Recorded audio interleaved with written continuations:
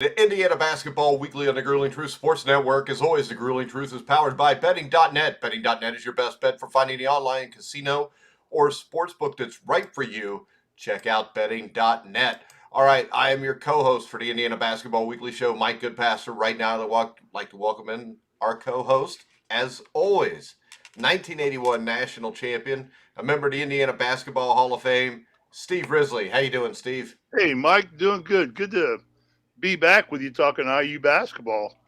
We've had a little bit of about a week or two absence here, getting through the holidays and everything, but we're With back COVID. and ready to talk IU and see what they're doing good and what they need improvement in. Well, one thing they need to improve is they need to win road games. As Indiana last night fell to 0-4 in road games with a 83-74 loss to Iowa at Carver Hawkeye Arena. The Hoosiers led by 7 at the half, but were outscored by 16 in the second half in their most lopsided loss of the season. This loss drops Indiana to 12-4 overall, 3-3 in Big Ten play, with a road game looming at Nebraska on Monday. Steve, you can't win with 23 turnovers. No, I think that's the most telltale sign of this game for Iowa is two things that really stuck out to me. 23 turnovers. I can tell you, I played in the Big Ten for 4 years. You're not going to beat anybody in the Big Ten if you're making 23 turnovers, unless you're hitting at about an 80% clip and everybody's putting up 10 or 15 shots, the plays in the game. Not going to happen. So until they get this, and I'll tell you, we'll get into the schematics of why I think that happened. But I'll tell you in a nutshell, it's because we didn't control the tempo of this ball game at all. Iowa is a team that wants to run, wants to push the ball up and down the court. Right off the get go, we let Iowa can start and control the tempo of this game. And I think that's what forced us to cause a lot of turnovers. We were playing at a pace that we weren't used to, and it threw our offense off. The continuity of our offense, which had been solid pretty much all season, kind of just evaporated up and went away. Second part we'll get into discussion too is you can't have your leading scorer uh, and the most dynamic offensive weapon or one of in the Big Ten only take 8 shots in a game. I mean, if you're only going to let your leading scorer get 8 shots, he's not going to be able to produce enough points. And when I looked at it, I think Trey scored 18 points. Yeah, and he was 6 for 8 on the eight 6 for shot. 8, yeah. And here, Chris Murray goes 12 for 18 and scores 29 points. That's an 11-point spread. We lose by 9. Right there it is. If we're not feeding the ball to Trace 40% of the time we come down the court and give him an opportunity to touch and then see what he can do. And Trace is not a kid who'll force things. If he's got it, he'll beat you. But if he doesn't got it, he's going to pull it out. And he's got, Race over there to help him. And he's got some decent guards. But if you're only going to let him touch the ball 8 times in an offensive capacity, and God knows how many of those 8 touches or 8 shots were off of rebounds. So that's a big flaw in the offense right now too. But Yeah, and then that right there, that's Xavier Johnson. It's Rob Finney. It's the point guard play, which has yeah, remained inconsistent. Finney last night was a minus 17 plus minus, was the worst on the team. He shot 1 of 5 from the field. Him and Johnson both had 4 turnovers. That's 8 turnovers from the point guard. yeah, You can't win if that's happening. You can't get the ball where it needs to be to get those shots.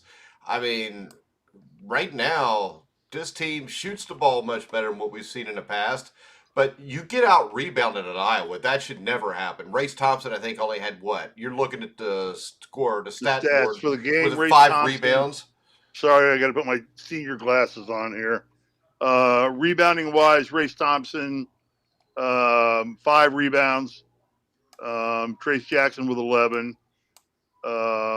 So yeah, you only get 5 rebounds out of Race Thompson, so that doesn't help you much there. But yeah, uh, you know, again, in race only takes 10 shots.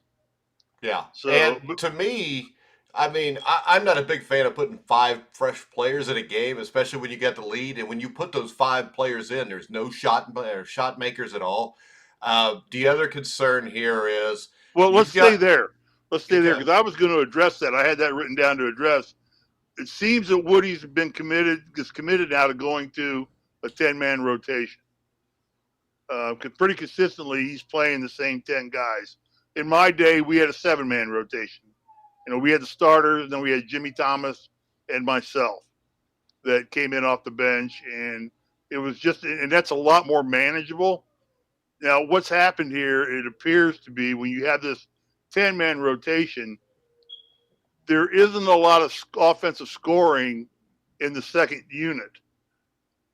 So it becomes very, very difficult for this team to sustain a scoring effort if you start to pull your first five and give them a break. He's going to have to, he wants to go to a 10-man rotation, he's going to have to consider breaking that starting five up a little bit and putting some scores in.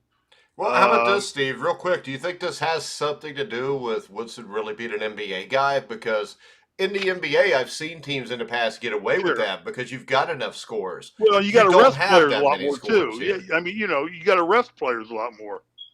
I mean, you're playing 82 regular season games versus 34 for the national champions.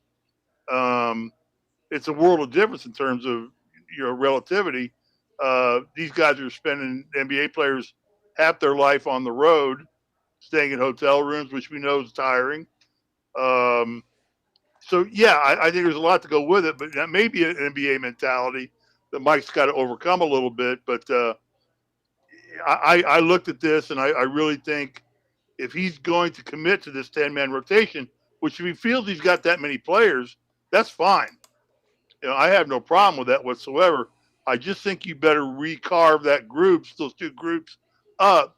So when you start to fill in over a course of a period of a couple of minutes to sub in your second unit and give them time as a unit. You better make sure you've got some scoring power in there too. And I don't think they have that. Fantasy, like you said, is just not. I don't know if he's not given enough time to redevelop himself a little bit, or if he's just getting lost in the mix for one reason or another. But there's not a lot of scoring in that second unit. That gives us a big drop off, and then we're fighting to get back into the game when we put the first unit back in. Well, how about And, this? and let me say this: here's a guy like Miller Kopp, who I think should be averaging in double figures. I just don't think he's getting the offensive recognition. He comes in and nails 2 3-pointers early in the game and gets Indiana off to start. It keeps Indiana in there with Iowa, and then all of a sudden he's lost in the shuffle. I think what he ended up 2 out of 5. So for the whole game, and he hit two early threes. Um, Other than that, he becomes non-effective in the offense. So maybe taking a guy like Miller Kopp and dropping him down to the second unit and saying, "Hey, when you're in there, fire away, baby. Have at it. I need you to be putting up 10 or 11, 12 um, shots a game, just like the McCafferty brothers did last night." Yeah, Um, and my thing is this, though, Steve. For the last 5 or 6 years we've done this show, it's been the same thing. We bitch about turnovers, free throw shooting, offensive well, rebounding, etc. yeah. Is this an issue now that to me, this almost looks like Nebraska football, where Nebraska football at one time was the shit with Tom Osborne, and Mm-hmm. then Tom Osborne left, and nothing's ever been the same. And right now, Nebraska's got good football players. They got Scott Frost as a good coach. But are the issues more deeply rooted in kind of a culture of mediocrity right now? And nobody on this team has ever been to an NCAA tournament. I mean, you're playing against teams where a lot of these teams have been there before. And is this more of a culture issue right now? Because I think it is, because this looks, I mean, they play harder than what they played for Archie Miller, but this still mentally looks like a soft team to me. And the 0-4 on the road screams mentally soft. Yeah. And it's funny, I wrote down a little side note on my notes I took last night um, as the game was going on. I said, I almost feel like this is a throwback to a Tom Crean coached basketball game. the way we were playing. Yeah, shooting We the were ball trying really just to, well, but that's it. we were running up and down the court with them. We weren't in control of anything. We shot 50% for the game from 2 points, so it was able to keep us in the game because basically we led most of that game until about what 2/3 of the way through the fourth quarter or the second half, and then Iowa just wore us down. But so I can't fault our level of play and our intensity. Where I can fault is it was just I just wrote down is Tom Crean coaching this team, or it made me feel that way. So I don't know. I don't believe that Mike can't change the culture. Mike should have, and Mike, I'm sure he has thought about that as much as anything is bringing his culture in and just setting a new culture right away. He ought to be able to do that. If anybody can do it, Mike can. He's got the support of everybody. But you bring up a good point. This does seem the moniker of Indiana basketball since pretty much night left. Is that the kind of a lot of air went out of the tire, and nobody's been able to pump it back in. But I think that bodes to trying to follow a Wooden or a Knight or a Dean Smith. I don't think it does though, because Well, Knight see, was does it 20 or does it years not? I mean, ago. that's Well, yeah. I think it Then I don't does. believe in your argument about the culture because Mike should be able to come here and say, "Piss on that culture. This is my culture." Yeah, but see, that's the problem. Mike should be able to, and Mike has failed. I mean, when you Well, look at this, Mike no, is. the team plays Wait, harder than it hold has in a on. long I time. don't give a shit how hard they play. I want to win fucking games. I mean, as an IU fan, I don't care. You're supposed to play hard. You got Indiana on your jersey. But I also think this is something where you've got a coach who's in his 60s. He's obviously not going to be here for the next 15 years. I think that he's a stopgap, anyways. I think within 2 years, he's out of here, and Dane Fife is the head coach. And I think that is Indiana's best chance to win. I love Mike Woodson, but there is no history of Mike Woodson changing culture at a college basketball program. I'm sorry, there's not. He coached in the NBA. He was successful in Atlanta and to the Knicks to an extent. But I think that I don't care. You're supposed to play hard. That's a given. You don't have to have a culture to play hard. You just have to have players that play hard. My issue is they are mentally soft. When I watch Trace Jackson Davis block a shot, then go to grab it and watch the dude from Iowa just yank it away from him and dunk the ball, that's sickening to me. I mean, I watched last night and it looked like to me Iowa just wanted to win the game more. I mean, Iowa was mentally tougher, and they're coached by a dude named Fran, who looks like he ought to be a elementary science teacher. I mean, so I'm Yeah, I mean, he's sorry, a good but basketball coach. he's shit. I mean, what's he ever won? He had Garza, Luke Garza. He's never been near a Final Four. And my question is this: I think the IU roster is in the top half of the Big Ten. I think the coaching is in the bottom third of the Big Ten. I think that when you compare Woodson to guys like Izzo, Illinois, all these programs, Purdue, Matt Painter, I mean, I think that we will be outcoached a lot here. Now, what I expect from this is a mentally tough team, though.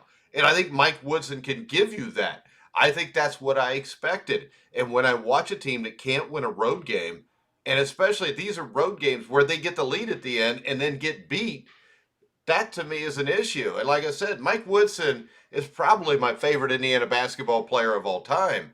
But this is a team, when I watch, you can't lose every road game you play, Steve. No, What am Steve, I? you're not number one, Steve. You're just not. All right, because when in 1980 I did not know you, and I used to watch Mike Woodson just abuse Purdue and Ohio State. Now, you were one of my 7 favorite players in 1981, though, There you go. and now you are my favorite. How about that? There you go. There you go. But yeah, You this know, is just I guess looking at it from your perspective, and I'm not saying it's a wrong perspective. You make valid points. I would have to give an agreement with you that I'm disappointed at how tough this team plays. Um, they're not willing to knock people on their ass. They're not willing to. I thought our rebounding effort was pathetic at best last night. We've given yeah. up I was blocks now. 12th in the Big Ten rebounding. Yeah, we're getting out rebounded For the season, what is it for the year? I double checked that.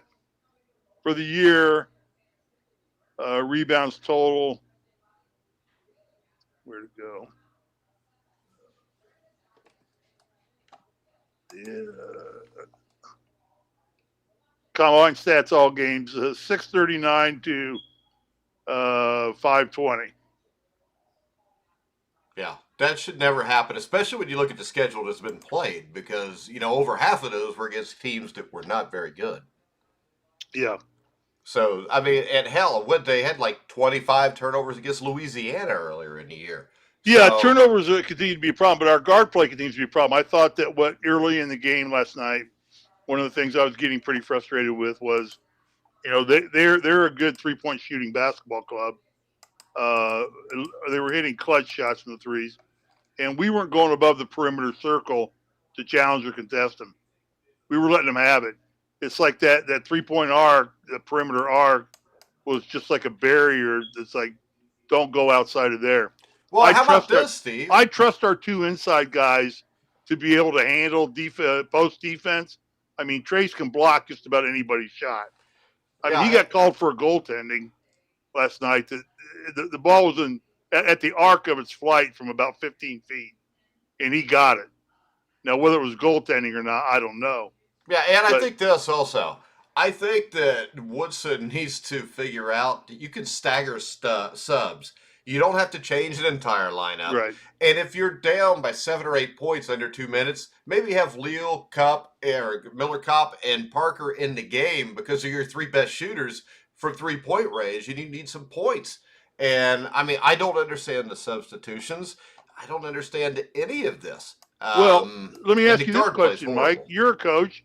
Does it become better to go to a 7-man rotation and leave 3 guys there hungry to get in that rotation? I think it Right, is. I mean, right this now, is right now you've got 10 guys in your rotation, so everybody that deserves to be in the rotation is fat and happy. I mean, they're getting anywhere from 8 to 35 minutes a game. Everybody in that rotation, cut that rotation maybe down to 7, maybe 8 to 7 players, and then let the other 3 come into practice and not bust some heads and fight for those to get in that rotation. That's how it I was when I played. yeah. I mean, if you got put outside that 7-man rotation, and trust me, every player on that team except Isaiah at some time was outside of that 7-man rotation for that very reason. Yeah, If because you Turner make wasn't everybody playing hard hungry. enough, Turner's ass was slid down to number 9 or 10, and then finally Landon would get pissed off enough, he'd start dunking, rebounding, knocking heads, and that's what Knight wanted him to do, though. Yeah, to me, I think anything more than an 8 man rotation is a little much. I would go 8. I think you've got a bunch of guys here that can battle out for those spots. I think you have more competition. But either way, when you look at this, something has to be done at point guard because this is a team that had, what, close to a week to prepare. You know Iowa's going to press you. And dribbling out of his own press doesn't work. Quick, decisive pass, reversing Yeah. the ball, Put the ball in the passing middle to and turn and someone in the go. center of the court, and it often leads Right. to a layup. But I don't remember seeing that at all last night. So what I see here is this. I think that Coach Woodson has these guys. I think they like him. I think they play hard for him. But I was told one time by a coach, he says, you know what? Everybody plays hard. It's the guys that can play as hard as they possibly can and then give you a little bit more are the guys that are champions. I would like to see Jordan Geronimo play a little bit more also. Yeah. Yeah. Well, yeah, and he's a guy. I'd like to see some competition for these guys to earn more playing time. I just feel in that 10-man rotation, possibly nobody's competing for one of those Well, see, spots. to me, my eighth guy in my 8 man rotation would be Geronimo because I know he lacks polish. But Uh huh. I think he has a lot of upside on the bench. And my phone went off. But I think he's got a lot of upside on the bench. I think he can defend. I think he's quick, athletic. He's the kind of guy you want to bring off the bench because he brings energy. My problem is when you bring 5 guys in instead of 1 or 2 guys in, you kind of lose that unless the entire group is energetic. You need somebody that comes in It brings energy. Hell, if you remember 1987, who brought the energy? I mean, Steve Isle and Joe Hillman. They weren't the greatest players in the world, but they brought energy. They brought tenaciousness. They didn't have to score to make an impact. And right now, it seems to me, how many guys on this IU team can make an impact without being a scorer? Galloway comes to mind right away. Yeah, but that's it. He comes in sparks. I mean, since he's Yeah. gotten healthy again, he comes in sparks and lights that team up. And he scored a bunch of points last night, didn't he? He scored 10 in points. 18 minutes. He hit 4 out of 6 shots. Yeah. He hit 2 out of 3 3-pointers. Uh-huh. He had 1 rebound. He had 1 assist. He had 10 points total. It was better than anybody else that came off of the bench. And I mean, I don't understand why Xavier Johnson starts. I don't understand why either one of our point Well, guards start. I think that Mike, and I can't think for Mike. I mean, I know Mike, but I don't know him as a coach. I know him as a player.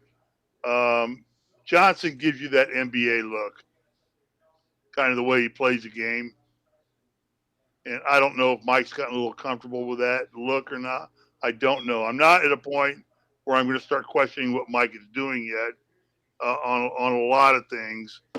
And I don't want to sit here and beat this team up because anything we say, this team is still far better off right now than it was this time a year ago. What was the record this time a year ago through 16 It doesn't games? matter. It doesn't matter. I think they're doesn't? a better basketball team. I would say this team is solidly in the dance.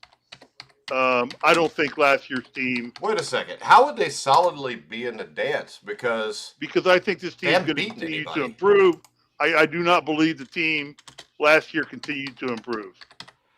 I haven't seen continued improvement here, Steve. I mean, when you look at what we've seen so far, I mean, you had a win against Minnesota, solid win. You had a nice win against Ohio State, both at home.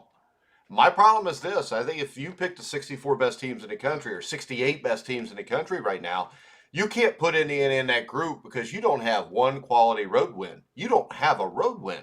I mean, you had a neutral site game against Notre Dame, which was really a home game. Right. But there's nothing here. Nothing. The road win will come. I mean, they'll bust a few road wins. Yeah, because they're going to go to Nebraska and they're going to go, I don't count Nebraska as a quality road win. Yeah. So where are you going to get the quality road win? You're going to have to win at Michigan State. You're going to have to win at Maryland. Maryland's a bad team this year. Are they this year? Yeah, I mean, you're going to have to win at Michigan. I know Michigan's not a good team this year either. However, I think those are still considered quality wins. They're name brand wins. Yeah, but nobody cares tournament wise. You're going quad 1 and quad 2 wins. Yeah. Those are not dead at that point. I mean, I don't know. I do not believe we play Purdue at Purdue this year. Do we not? I don't think so. I think we do. I think we went through this before. Oh, it's the last game of the season. Yeah. Yeah, we go there. That's going to be scary if it comes down to they need that win to get in. No. But I don't have this feeling of doom that Indiana's playing themselves out of the tournament yet. I think they're in right now, but they've got to improve. They've got to. Then that comes from the coaching staff too, and some of that is Mike is learning just as much as some of these players. How about this? I'll give you this. The other reason the record is better this year than last year is because the schedule last year was much tougher. Yeah. A lot tougher. Okay. Well, and then we go back to the thing, and that's why that early schedule was designed, was to give you a little bit of a cushion. Yeah, but I don't think it gives you a cushion anymore because you're going to have quality wins. If you're going by the quad wins, yeah, you're right. But still, and this Big Ten is not as tough. The sexiness of being 13-3 or 13-4 versus 9-6, that sexiness still gets people to look at you a little differently. I don't think it does anymore. I mean, You're 12-4 right now, but then you give me who's your best wins. You beat Notre Dame. Notre Dame's a solid team. They're probably a borderline tournament team. They played a lot better over the last month or last 3 or 4 weeks since they lost to Indiana. Mm-hmm. You've got Ohio State. That's it. That's our signature win right now. Yeah, and that's it. And it's at home. Yeah. And that is it. And Ohio State is a team who cannot win on the road either. I mean, Ohio State lost at Xavier, they lost at Wisconsin, they lost at Indiana. I mean, so when you look at it, I mean, right now there's like 4 or 5 teams in the Big Ten that I think are really good. Then you've got 4 or 5 middle to rung teams, and I think Indiana is probably towards the bottom of the middle to rung teams. And I don't know that the Big Ten's strong enough to get 8 or 9 teams in this year. So No, I think there's, it is. I don't think it is. I don't. I mean, how many teams are ranked top 25 right now? 4. Where are they playing the Final Four this year? I don't even know. It was Indianapolis last year, right? No shit. Well, I don't remember. Hell, I was guessing. The whole damn tournament was in Indianapolis. Since San Antonio. Oh, was it? Yeah. I don't even remember last year's tournament. Who won the national championship? I don't remember that. I think Gonzaga lost in the championship game, but nobody cares. Who won the national championship last year? I don't know. Whoever beat Gonzaga, Steve. Damn. I can't remember either. Oh my It God, doesn't- isn't that sad? I can tell you who won everyone from 1940 to like 1990, though. There you go. Those are the years that matter. Well, I think there's some tweaking Indiana's got to do. I think Mike and Dane and their staff know that. I say the things that most concern me is the sustainability of effort by this basketball team. When I watched them play the last 14, 13 minutes of the Ohio State game, I saw a team that you put in power rankings in the top 4 in the Big Ten based on that performance. Steve, you got to also realize this. Most of the reads come from Indiana, so they're always going to be a little bit higher than what they should be. Yeah. No, I How about this, Steve? This is why I am so concerned, because when I see this roster, way to go. It's not fake news. What I'm saying is fake this. News. What I'm saying is this. They were not Ohio State. Hold on. They beat Ohio State. They had beaten Minnesota. And I think this roster is good enough to be top 5 in the Big Ten. That's why they were ranked where they were ranked in the power rankings. So my concern is this. I don't know why Dane Fife's not already coaching the team, but I think that's the way this is headed. Well, I think I don't. I'm not gonna bury Mike Woodson yet. I'm not burying him. We talked about this when they hired him. That Dane Fife would probably be the coach within 3 years. I said so I'm just repeating what we said. Probably when Mike turns 70 or something like that, he may want to step down. You know, Mike still has back issues, and it's not easy for him to get around still. Well, I would say this: if he's like me, he probably has developed some neuropathy from his bad back. I know I've done it. Neuropathy or neurotic? Well, I neurotically have neuropathy. Yeah, okay, there you go. I couldn't say that quick. There you go. Hey, real quick, if you want to bet the Indiana game against Nebraska on Friday or on Monday night, make sure you check out betting.net. They find the best promotions, offers, and bonus codes so you don't have to. Head over to the website now to take full advantage of things like free bets and matching deposits. Also, if you get a chance, check out me, Steve Risley, Dan Kornhauser on the NFL Pick'em Show, where we picked all the playoff games for this upcoming weekend. But Steve, when we look at this, I think Mike, who's the leader in that? Who's the leader in the NFL Pick'em Show? Who's picked? I think after this week, I will be up by a game. It looks like because I think who is it now? Twice. Is it Dan? No, I don't think it's Dan. I think you're up by 1 game. But whose teams is still in the playoffs? You know, the Indy 500 was won one year by 1/1000th of a second. Was that Gordon Johncock and Rick Mears?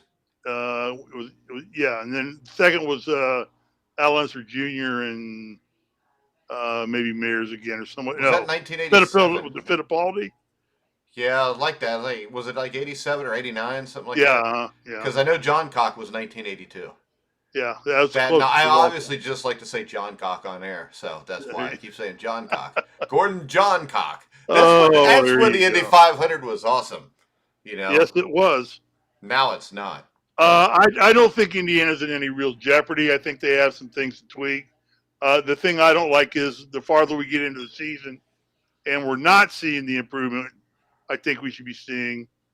Like I said, it just bit me last night with this rotation is a little too deep.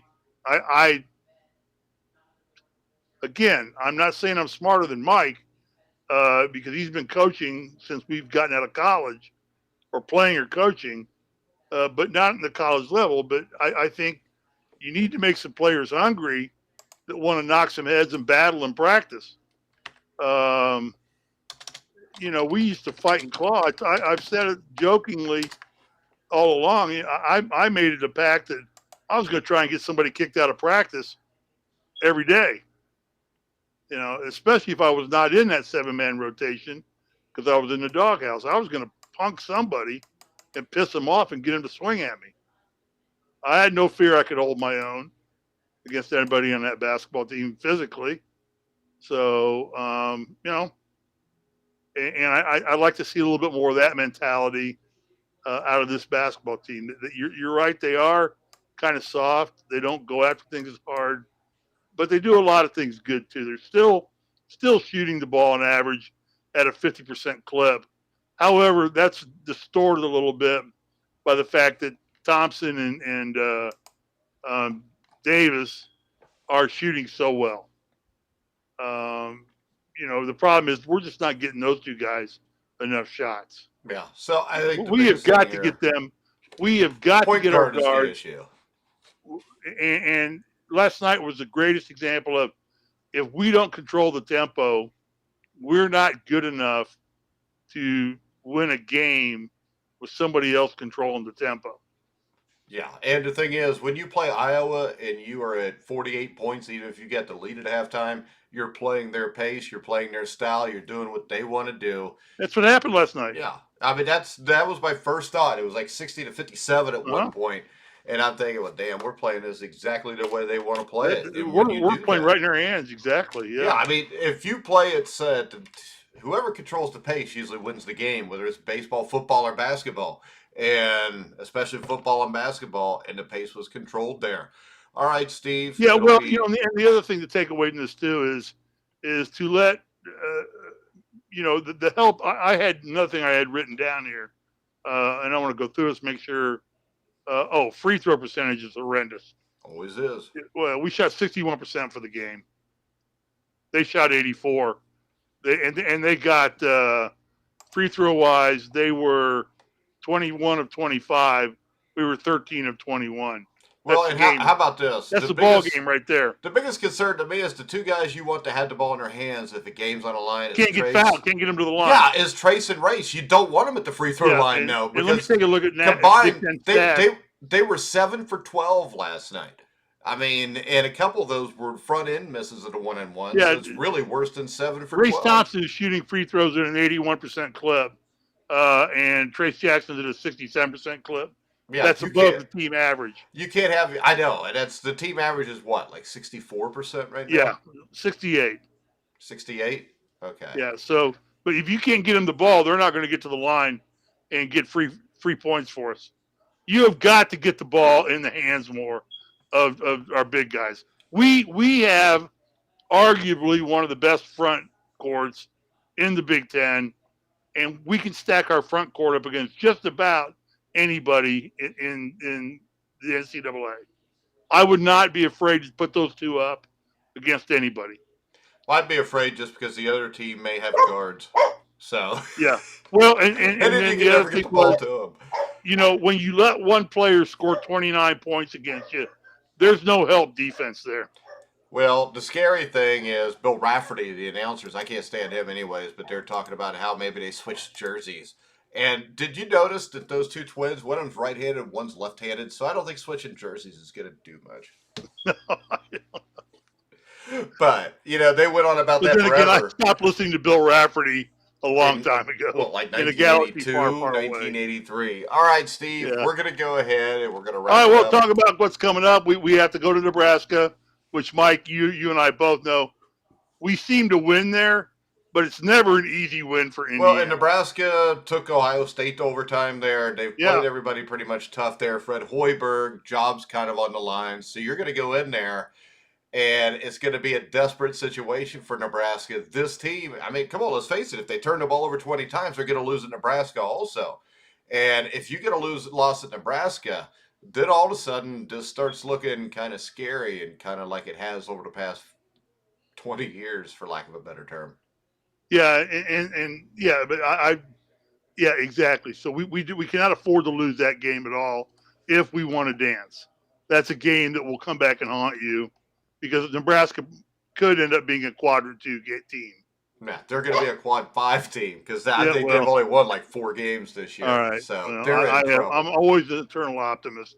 Yeah, well, Um, there's nothing eternally optimistic about all right, Nebraska but then basketball. then we have after that we've got the rivalry Purdue coming into Bloomington.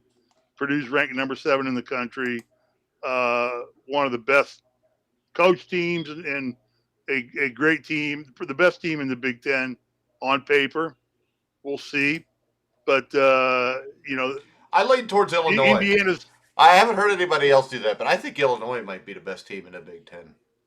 And we'll find out because Well, yeah, Illinois plays Purdue next Monday, I think. they were projected that way early, but they just kind of didn't live up to their projections and had that fall apart. But that's a team that can rebound real quickly too. So Well, they have been. That was kind of my point. yeah, They play yeah. Purdue on Well, Monday. Purdue hadn't fallen too far off too. I mean, and nobody's going to go undefeated in the Big Ten. I can tell Well, you not that right now now. because I think everybody's got a loss except for maybe Michigan State. Well, that's But the same thing they said.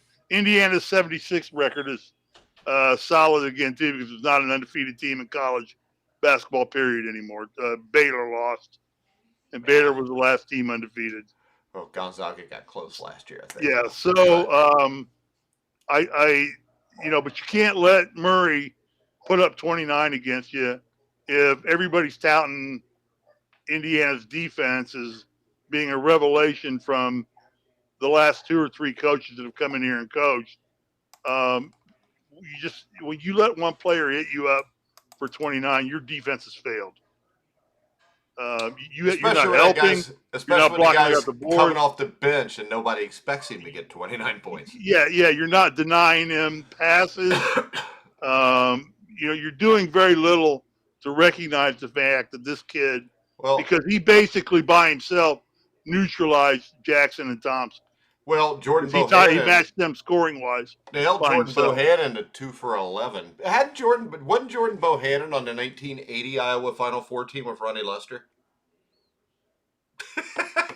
Jordan Bohannon seems like he's been there Wasn't forever. there a Ron Bohannon? It might be his son, for all I know. I don't know, but I don't all know right, either. Steve, we're going to go ahead and Well, wrap it up. you have to go somewhere, like to the restroom. Now, I've had COVID and I got a cough really bad, so once I start, I'm not going to be able to stop. So I'm trying All to keep it up. Then you told me you wanted to keep the show to a half hour. But remember, betting.net finds the best promotions, offers, and bonus codes so you don't have to. Head over to their website now to take advantage of things like free bets and matching deposits. All right, Steve, we will be back next week to talk about Indiana, Nebraska and preview Indiana, Purdue. But for now, for Steve Risley, I'm Mike Goodpaster. You've been watching and listening to The Grueling Truth.